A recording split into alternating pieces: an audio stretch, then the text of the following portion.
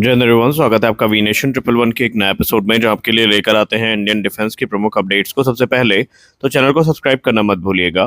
दोस्तों, भारत का एमआरएफए यानी multi role fighter aircraft programme एक बार फिर से चर्चा में है और इस प्रोग्राम के तहत भारतीय वायुसेना के लिए लगभग 114 फाइटर जेट की जरूरत की बात सामने आ रही है।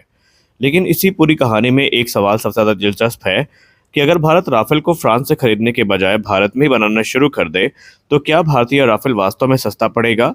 पहली नज़र में जवाब बहुत आसान लगता है कि भारत में बनेगा तो ट्रांसपोर्ट कॉस्ट कम होगी, लोकल कंपोनेंट्स इस्तेमाल होंगे और मेक इन इंडिया को फ़ायदा मिलेगा।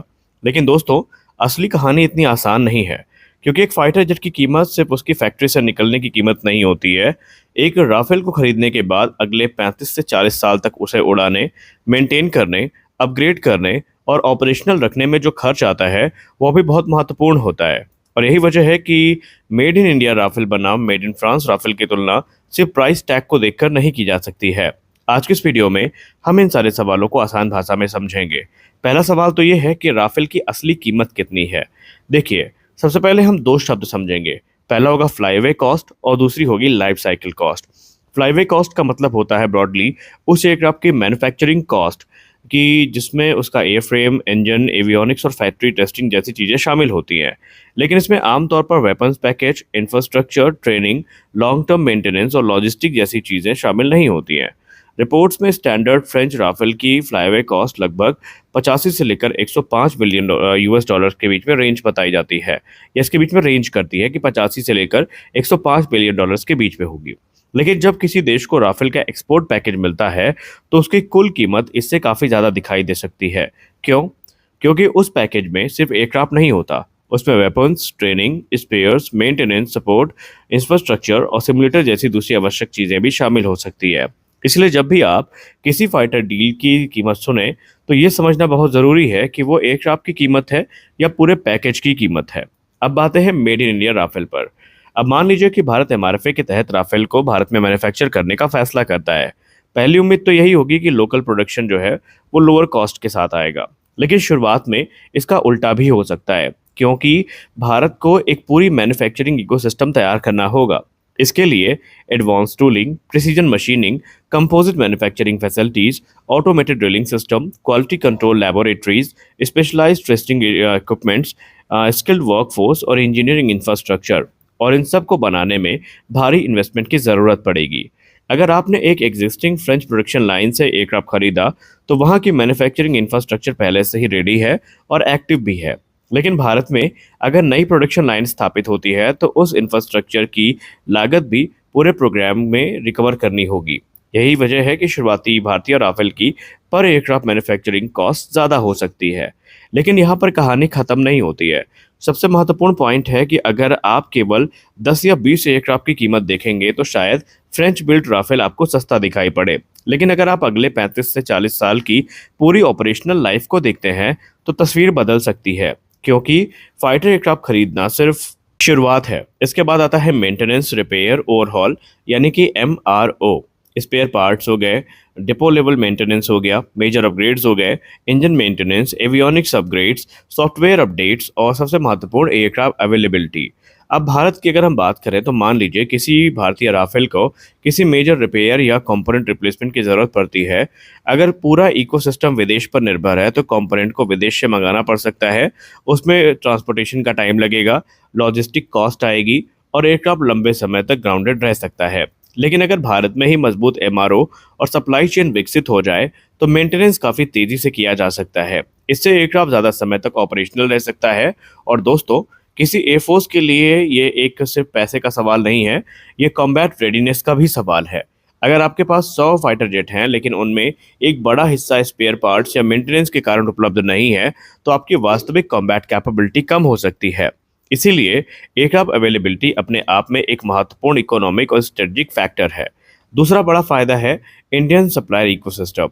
भारत में राफेल प्रोडक्शन का मतलब ये नहीं होगा कि हर कंपोनेंट भारत में बनेगा। शुरुआती वर्षों में कई हाईली स्पेशलाइज्ड कंपोनेंट्स अभी भी फ्रांस या दूसरे फॉरेन सोर्सेज से आने की संभावना हो सकती है, विशेषकर ऐसे कंपोनेंट्स और टेक्नोलॉजीज जिन पर ओरिजिनल मैन्युफैक्चरर या प्रॉपर्टी का कंट्रोल है। इसीलिए मेड इन इंडिया असेंबली और 100% इंडियन राफेल एक ही चीज़ नहीं है। लेकिन अगर प्रोडक्शन के साथ साथ धीरे धीरे इंडियन सप्लायर्स को डेवलप किया जाता है तो तस्वीर बदल सकती है। इंडियन कंपनीज एयरक्राफ्ट के structural components, assemblies, electronics, composites और जो कंज्यूमेबल्स हैं वो बनाने की कैपेबिलिटी अगर डेवलप कर सकते हैं तो ये हमारे लिए अच्छी बात होगी। इससे एक बड़ा एरोस्पेस सप्लाई चेन इकोसिस्टम तैयार हो सकता है और यही मेक इन इंडिया का असली फ़ायदा है। तीसरा फ़ायदा होगा टेक्नोलॉजी और इंडस्ट्रियल कैपेबिलिटी। दोस्तों, फाइटर जेट प्रोडक्शन केवल फाइटर जेट बनाने की बात नहीं है। जब आप एक एडवांस 4.5 जनरेशन फाइटर एयरक्राफ्ट को लोकली मैन्युफैक्चर करते हैं तो आपको कई हाई एंड मैन्युफैक्चरिंग टेक्नोलॉजी सीखनी पड़ती हैं, जैसे कि precision machining, composite manufacturing, avionics integration, systems engineering, advance quality control, automated manufacturing. और इन कैपेबिलिटीज़ का फ़ायदा सिर्फ राफेल प्रोग्राम तक सीमित नहीं रहता। यही एक्सपर्टीज़ आगे चल के भारत के दूसरे एरोस्पेस प्रोग्राम में काम आ सकती है। सबसे बड़ा उदाहरण है एम का, यानी कि एडवांस मीडियम कॉम्बैट एयरक्राफ्ट। अगर भारत राफेल जैसे एडवांस फाइटर की मैन्युफैक्चरिंग इकोसिस्टम को सक्सेसफुली डेवलप करता है तो भविष्य के इंडिजिनस फाइटर प्रोग्राम के लिए एक इंडस्ट्रियल बेस मजबूत हो सकता है। लेकिन यहाँ पर एक बहुत बड़ा खर्च भी है, वो है टेक्नोलॉजी ट्रांसफ़र का। किसी फॉरेन फाइटर एयरक्राफ्ट को अगर आप लोकल असेंबल करना और उसकी पूरी टेक्नोलॉजी हासिल करना चाहते हैं तो पहली बात तो ये दो अलग बातें हैं। अगर भारत को लाइसेंस प्रोडक्शन करना है तो manufacturing process, engineering documentation, specialised tooling और क्वालिटी स्टैंडर्ड्स और वर्कफोर्स ट्रेनिंग जैसी चीज़ों की ज़रूरत होगी। और अगर टेक्नोलॉजी ट्रांसफ़र अपने आप में आप चाहते हैं तो ये बहुत एक्सपेंसिव टर्म है। इसके अलावा हर टेक्नोलॉजी ट्रांसफ़र का मतलब ये नहीं है कि भारत को एयरक्राफ्ट की हर सेंसिटिव टेक्नोलॉजी जो है वो कंप्लीट एक्सेस मिल जाएगी। कुछ क्रिटिकल टेक्नोलॉजीज और प्रॉपर्टी सिस्टम जो हैं इन पर ओरिजिनल इक्विपमेंट मैन्युफैक्चरर या जो ओरिजिनल मैन्युफैक्चरर है इसका कंट्रोल बना रह सकता है। इसीलिए ये समझना गलत होगा कि भारत में राफेल बनेगा मतलब राफेल की सारी टेक्नोलॉजी भारत के पास आ जाएंगी। लेकिन फिर भी मैन्युफैक्चरिंग नॉलेज और इंडस्ट्रियल कैपेबिलिटी का जो ट्रांसफ़र है वो अपने आप में काफ़ी महत्वपूर्ण हो सकता है।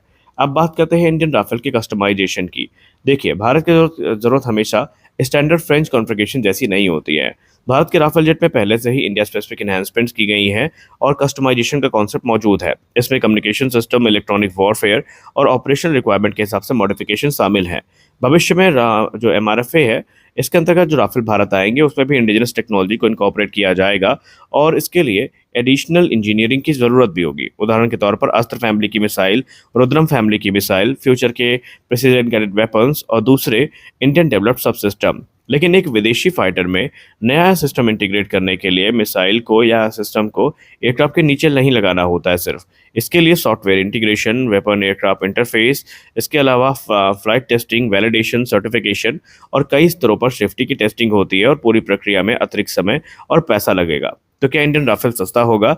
इसका सवाल का जवाब अगर हम सीधा देते हैं तो अगर आप केवल इनिशियल मैन्युफैक्चरिंग कॉस्ट देखेंगे तो ज़रूरी नहीं है कि इंडियन राफेल सस्ता हो, बल्कि शुरुआत में प्रोडक्शन बैचेस में ये फ्रेंच बिल्ड राफेल की तुलना में महंगा हो सकता है, क्योंकि हमने वही बात बताई कि फ्रांस में राफेल की पूरे इकोसिस्टम तैयार है और भारत को तैयार करना है।